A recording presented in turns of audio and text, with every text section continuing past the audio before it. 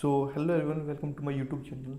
So today we are going to start geography और हम geography के सभी सब्जेक्ट को बारीकी से पढ़ेंगे और जो भी जितने भी हम एक सीरीज स्टार्ट करने जा रहे हैं इस सीरीज में हम ज्योग्राफी के सभी जो महत्वपूर्ण चैप्टर हैं उनको करेंगे और उनको बारीकी से समझेंगे, उनके बेसिक्स जानेंगे।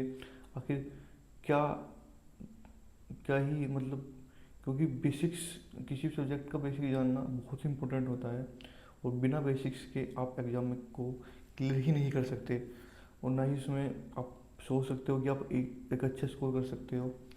सो ज्योग्राफी में सबसे पहले जो हमारा चैप्टर आता है, तो सबसे पहले तो खैर यही होता है कि geography, what is geography, geography क्या है, आखिर हमें ज्योग्राफी को स्टडी करने की क्या नीड पड़ी है। तो सबसे पहले देखते हैं ज्योग्राफी। ज्योग्राफी एक बहुत ही कॉन्सेप्चुअल सब्जेक्ट है, इसमें कॉन्सेप्ट भर भर के है। तो ज्योग्राफी का मतलब, ज्योग्राफी जो है वो दो वर्डों को, जो वर्डों से मिलकर बना होता है, जियो, जियोस प्लस ज्योग्राफी, ग्राफी। जियो में जियो माना होता है अर्थ, अर्थ और ग्राफी होता है स्टडी, यानी कि हमें जो हमने हमारी जो अर्थ है उसकी स्टडी को ही ज्योग्राफी कहते हैं।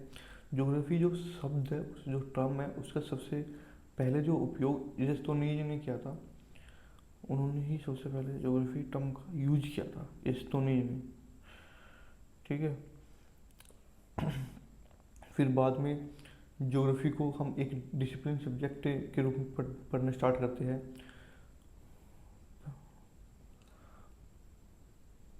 तो ज्योग्राफी में सबसे पहले हम एक चैप्टर पढ़ेंगे। तो हमारा सबसे पहला चैप्टर आता है origin of universe, origin origin of universe.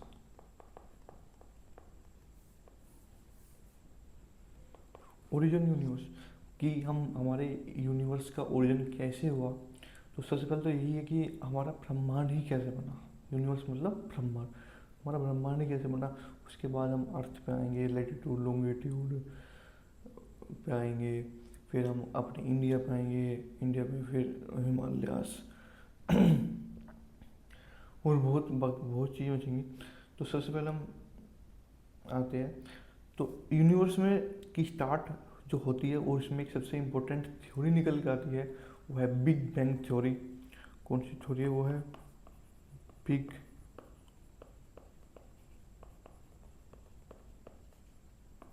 Big bang theory, जो कि प्रोपाउंड की गई थी जॉर्ज लेमेथेर ने, जॉर्ज लेमेथेर ने की थी इन 1931। देखो इन 1931 ये पब्लिश हुई थी, बट इन्होंने जो जो प्रपोज की थी वो कब की थी? 1927 को प्रपोज, प्रपोज 1927 में की थी, बट जो पब्लिश हुई थी वो 1931 में हुई थी। और अब हम इस थ्योरी के थोड़ी सी डिटेल में जानते हैं कि आखिर क्या है थ्योरी, क्योंकि बहुत ही इंपॉर्टेंट थ्योरी है। सारा जो ओरिजिन ऑफ यूनिवर्स जो सभी इसी पे ही टिका हुआ है, इसी थ्योरी के बेस पे ही सब है।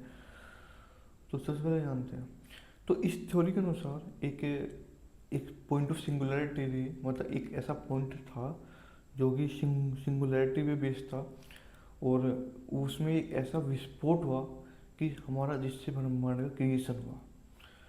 यानी कि ऐसा पॉइंट था जिसको हम बोलते हैं पॉइंट ऑफ सिंगुलैरिटी,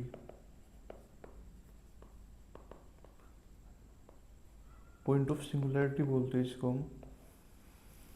उससे पूरे ब्रह्मांड का निर्माण हुआ।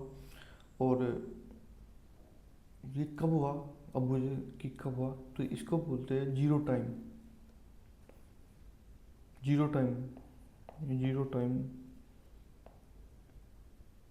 To a millionth of second,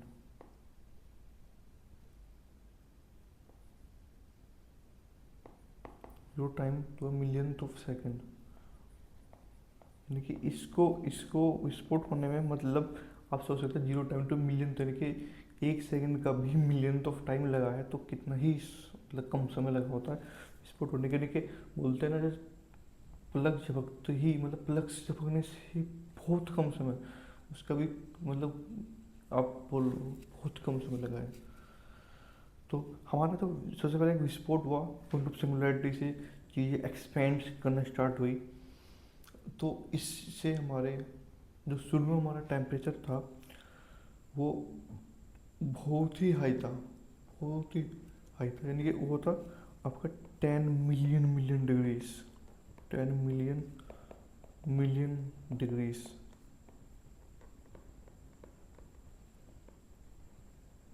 10 million degrees temperature हमारा था शुरू में।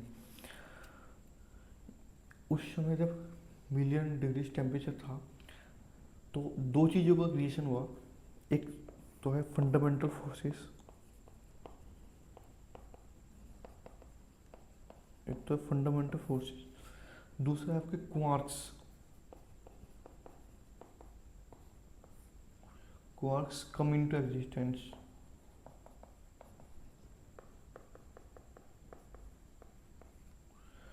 अब व्हाट इज क्वार्क्स? क्वार्क्स जो है, जो क्वार्क्स है वो एलिमेंट्री, देखो हमने पढ़े हैं neutron proton electron.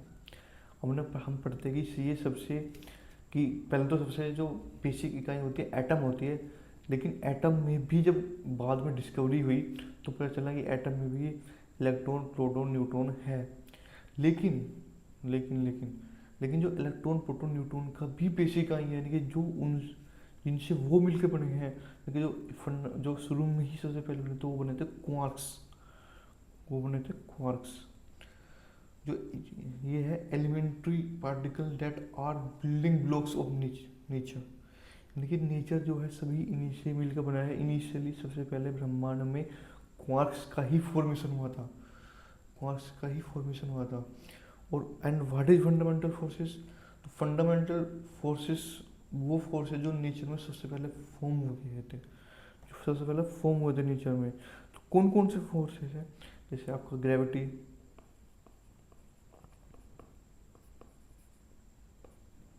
Electromagnetic force,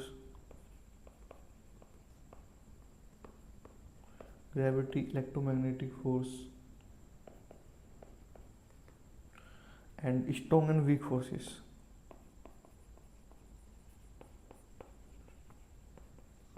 strong and weak forces, strong and weak forces है। अब चलते आगे चलते हैं।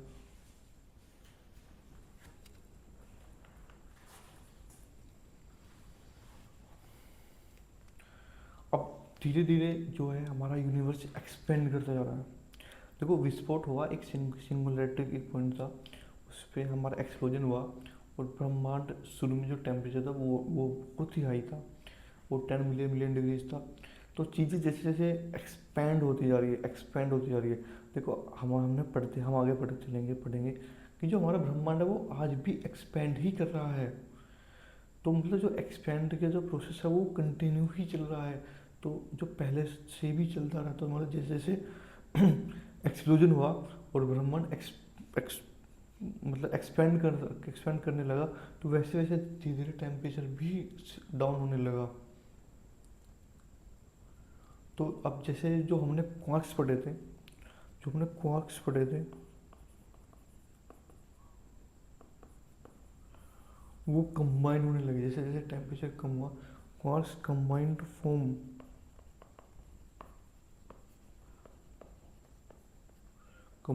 फॉर्म हुए इसमें इन एटॉमिक न्यूक्लियस, जैसे प्रोटॉन में प्रोटॉन्स,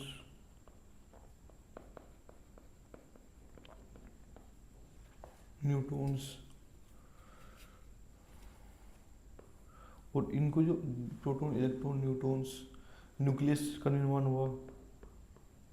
और इन एटम्स को ही हम किस हेड्रॉन्स के नाम से जानते हैं, हेड्रॉन्स के नाम से जानते हैं, हेड्रॉन्स, इन सभी को हम हेड्रॉन्स के नाम से जानते हैं। और इस पे जो फेस है, यानी कि जो क्वार्क से प्रोटॉन, जो प्रोटॉन क्वार्क से जो हेड्रॉन बना, इसको बोलते हैं quark hadron transaction phase. This period is known as the quark hadron transition phase. और एक बात यहाँ पे और ध्यान देने वाली है कि अभी तक इलेक्ट्रॉन का फॉर्मेशन नहीं हुआ है, because of the temperature is still very high. Temperature अभी भी बहुत गर्म है, इसीलिए क्योंकि जो इलेक्ट्रॉन है वो कैप्चर ही नहीं हो पाए, मतलब वो लाइट वो अभी फॉर्म ही नहीं हो पाए।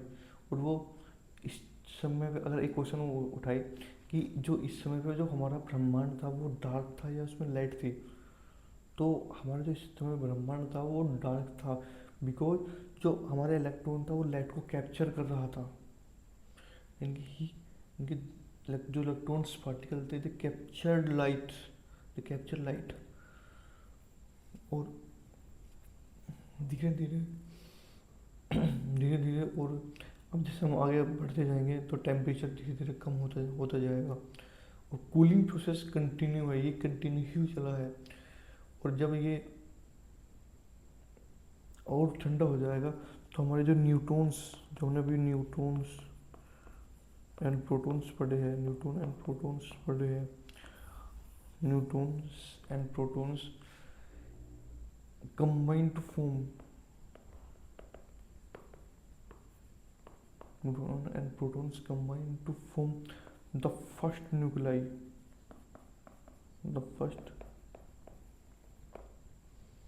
न्यूक्लियाई बना था, कौन सा बना था फर्स्ट न्यूक्लियाई? एक फर्स्ट न्यूक्लियाई बना था जो किसका था, वो था ड्यूटीरियम का। ड्यूटीरियम का जो किसका बना था?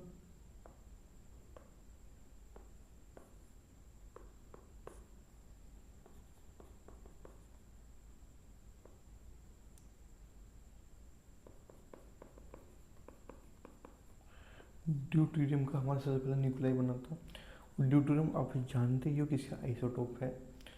आइसोटोप तो जानते ही होगे, या नहीं जानते हो तो हम केमिस्ट्री में पढ़ते हैं। आइसोटोप्स होते हैं समस्थानिक, जो एक ही, जिनका एटॉमिक नंबर जो होता है वो सेम होता है बट एटॉमिक मास डिफरेंट होता है। ये जो ड्यूटेरियम है ये आपका हाइड्रोजन का आइसोटोप है। आइसोटोप ऑफ हाइड्रोजन का हमारा ये एक आइसोटोप है। और जो अब तक ये जो प्रोसेस है, ये जो द हीलियम से जो मतलब, और इसी के साथ हमारा जो हाइड्रोजन और helium and other gases, helium and other जो गैसेस है या जो एलिमेंट्स है और फॉर्म्ड, हीलियम और अदर जो एलिमेंट्स है वो फॉर्म होते हैं। और इस प्रोसेस को हम नोट करके लिखना है। और इस प्रोसेस को हम जो आपके जो प्रोटॉन्स और न्यूट्रॉन्स से जो कंबाइन हो गए, जो हमारे ये फर्स्ट न्यूक्लियाई बनाए, इस प्रोसेस को हम यानी द प्रोसेस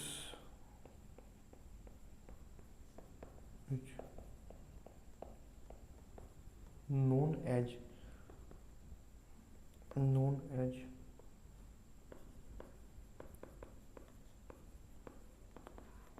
primordial nucleo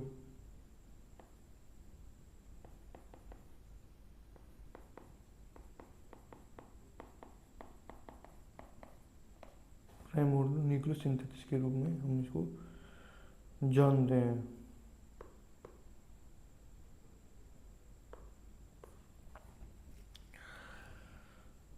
तो दिस इज प्रोसेस इज जो कूलिंग का प्रोसेस है वो कंटिन्यू चलते रहता है और ये अभी भी चल रहा है। तो हमारा ये यूनिवर्स ना ही मतलब हमने इतना ही पढ़ेंगे, इम्पोर्टेंट बता दिया मैंने आपको। और हम एक और चीज़ पढ़ते हैं यूनिवर्स में, इसको बोलते हैं CMB यानी कि कॉस्मिक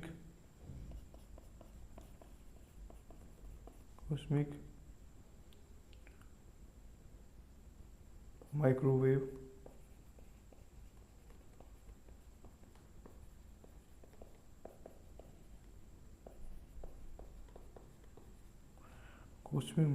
बैकग्राउंड। एक चीज़ पढ़ते हैं कॉस्मिक माइक्रोवेव बैकग्राउंड। जो हमारा ये कॉस्मिक माइक्रोवेव बैकग्राउंड है, this is the first light. ये हमारी पहली लाइट है जो हमको एक यूनिवर्स में दिखाई देती है। ये आपकी थोड़ी ब्लूइश टाइप लाइट होती है, ब्लूइश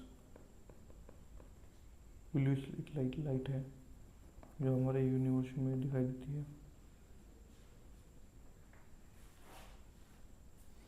तो it light it first light in the universe. और ये इसको हम फोसिस लाइट के नाम से भी जानते हैं। इसको हम फोसिल लाइट के नाम से या प्राइमोर्डियल लाइट के नाम से जानते हैं। वर्ड प्राइमोर्डियल का मतलब होता है बिफोर एंशिएंट। जो एंशिएंट से जो पहला हमारा पीरियड था उसको हम प्राइमोर्डियल लाइट के नाम से जानते हैं। और CMB is the after flow light left post the event of big bang. जो बिग बैंग हुई उसके बाद जो लाइट निकली उसको हम CMB के नाम से जानते हैं। ये इनविजिबल होती है, इनविजिबल टू नेकेड आई, यानी कि इसको हम नेकेड आई से नहीं देख सकते हैं। Can be seen through telescope, only telescope. हम इसको केवल टेलीस्कोप के थ्रू ही देख सकते हैं। जैसे हमारे जो हब्बल हो गया, गाया टेलीस्कोप हो गया, ये होगा, ठीक है। और जो हमारा CMB है, ये हमको यूनिवर्स के एक्सपेंशन के बारे में हमें बताती है। यूनिवर्स के एक्सपेंशन के बारे में हमें बताती है कि यूनिवर्स कैसे एक्सपेंड करता है। यानी कि CMB अगर रेड शिफ्ट हो रहा है, अगर CMB में हमारा रेड शिफ्ट हो रहा है, तो इसका मतलब है कि object is moving away. Object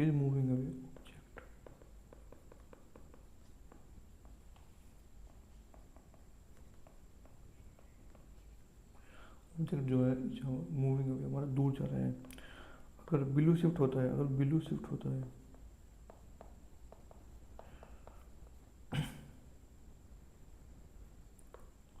इसका मतलब है ऑब्जेक्ट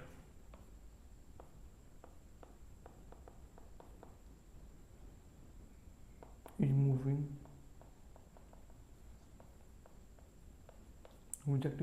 क्लोजर। जो हमारा ऑब्जेक्ट है वो हमारे पास आ रहा है।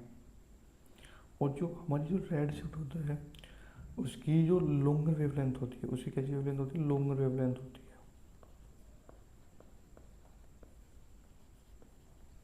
और जो हमारी ब्लू शिफ्ट होता है उसकी शॉर्टर वेवलेंथ